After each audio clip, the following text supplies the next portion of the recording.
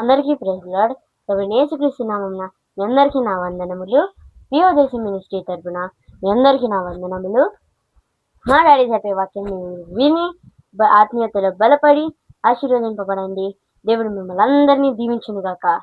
ఆమేన్.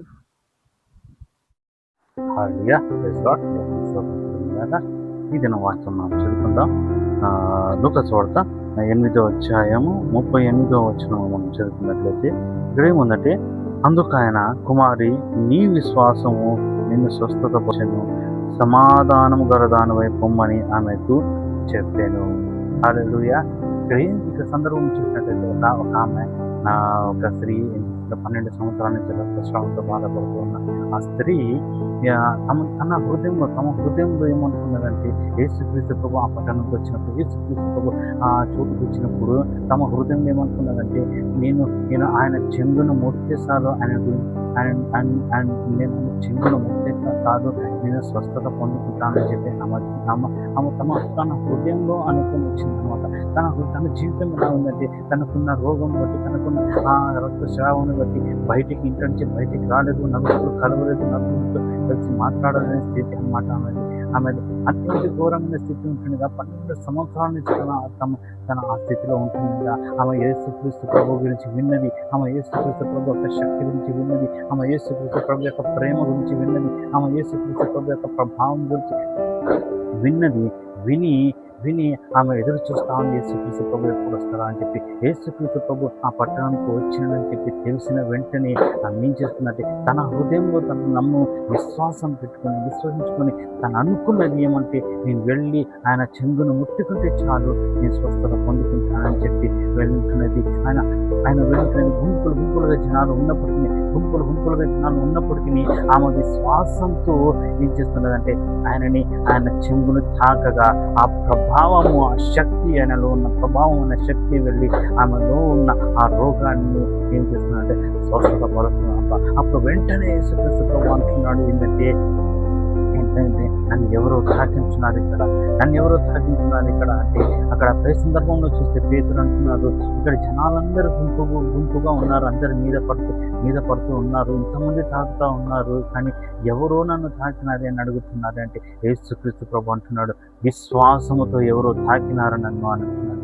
విశ్వాసంతో ఎవరో తాకినారు నన్ను, నాలో నుంచి ప్రభావం బయటికి వెళ్ళినది అని చెప్పగా అప్పుడు ఆ స్త్రీ భయంతో, వణుకుతో వచ్చి ఆయనతో వచ్చి ఆమెకు జరిగిన సంగతి, ఆమె విశ్వాసంతో వచ్చిన సంగతి, ముట్టిన సంగతి చెప్పినప్పుడు యేసుక్రీస్తు ప్రభు ఏమంటున్నాడంటే, కుమారి, ఈ విశ్వాసమే నిన్ను స్వస్థతపరిచింది, కాబట్టి సమాధానం గల దానివై పొందుము అని చెప్పి. యేసుక్రీస్తు ప్రభువును తాకేది ఏంటంటే, యేసుక్రీస్తు ప్రభువుని తాకే ప్రార్థన ఏంటంటే, యేసుక్రీస్తు ప్రభుని ముట్టే ప్రార్థన ఏంటంటే, యేసుక్రీస్తు ప్రభు ద్వారా మనకు జవాబులు కావాలంటే అందుకు కావాల్సిన ప్రార్థన ఎటువంటి ప్రార్థన అంటే విశ్వాసంతో కూడిన ప్రార్థన. విశ్వాసంతో కూడిన ప్రార్థన చేసుకున్నట్లయితే యేసుక్రీస్తులోంచి ప్రభావము మన జీవితంలోకి వచ్చి, యేసుక్రీస్తు ప్రభువులోంచి ప్రభావం మన జీవితంలోకి, మన జీవితంలో మనకు కావాల్సిన స్వస్థతను, మన జీవితంలో మనకు కావాల్సిన విడుదలను, మన జీవితంలో మనకు కావాల్సిన రక్షణను, మన జీవితంలో మనకు కావాల్సినవన్నీ కూడా యేసుక్రీస్తు ప్రభు చేసేవాడుగా ఉంటాడు. ఆయన ప్రభావము చేసేదిగా ఉంటుంది, ఆయన శక్తి చేసేదిగా ఉంటుంది, ఆయన ప్రేమ మన జీవితంలో కార్యం చేసేదిగా ఉంటుంది అన్నమాట. కాబట్టి ఇక్కడ ముఖ్యమైనది ఏంటంటే, మన విశ్వాసము, ఆమె చూడండి, మన విశ్వాసంతో ఆమెలో అనుకొని, మా హృదయంలో అనుకొని వచ్చింది, యేసుక్రీస్తు ప్రభువుని తాకింది, స్వస్థతను అందుకున్నది. అట్లయితే ఇప్పుడు ఈ క్షణము నువ్వు ఎన్నో రోజులు ఒక విషయం గురించి ప్రార్థన చేస్తున్నావా, ఎన్నో రోజులు ఒక విషయం గురించి దేవుని సన్నిధానం అడుగుతున్నావా, ఎన్నో రోజులు ఆ రోగం స్వస్థత పడాలని చెప్పి, లేదా విడుదల కావాలని చెప్పి, లేదా ఏమైనా తీరాలని చెప్పిన ప్రార్థన చేసుకుంటున్నావా, విశ్వాసంతో, దృఢమైన విశ్వాసంతో ఈ దినము మోకరించి ప్రార్థన చేయి. నువ్వు ఖచ్చితంగా దేవుని దగ్గర నుంచి నువ్వు జవాబును పొందుకుంటావు. హల్లెలూయా. ప్రార్థన చేసుకున్నాం. పరిశుద్ధ మహోన్నతుడ, మీకు స్తోత్రం తండ్రి. ప్రభు రగనాయన 12 ఏళ్ళ నుంచి రక్తస్రావం కలిగిన ఆ స్త్రీ రగనాన్ని తాకి రగనాయన ఆ స్త్రీలోనికి తండ్రి రగనాయన ఆ స్త్రీ విశ్వాసాన్ని బట్టి మీలోని ప్రభావం తనలోకి వెళ్ళి తనకు స్వస్థతగా విడిచినట్టుగా దేవయ్యా, ఈ క్షణం నా ప్రియులు తండ్రి సార్, నా ప్రియులు తండ్రి సహోదరులు ఎంతమంది ప్రార్థన చేస్తున్నారు, విశ్వాసంతో ప్రార్థన చేస్తున్నారు వారి జీవితంలో కూడా ఏదైనా మీ ప్రభావం పంపించి కార్యం జరిపించమని మీ సంతానం వేడుకుంటూ యేసుక్రీస్తు నామములో అడిగి వేడుకుంటున్నాము తండ్రి. ఆమేన్ ఆమేన్ ఆమేన్. హల్లెలూయా.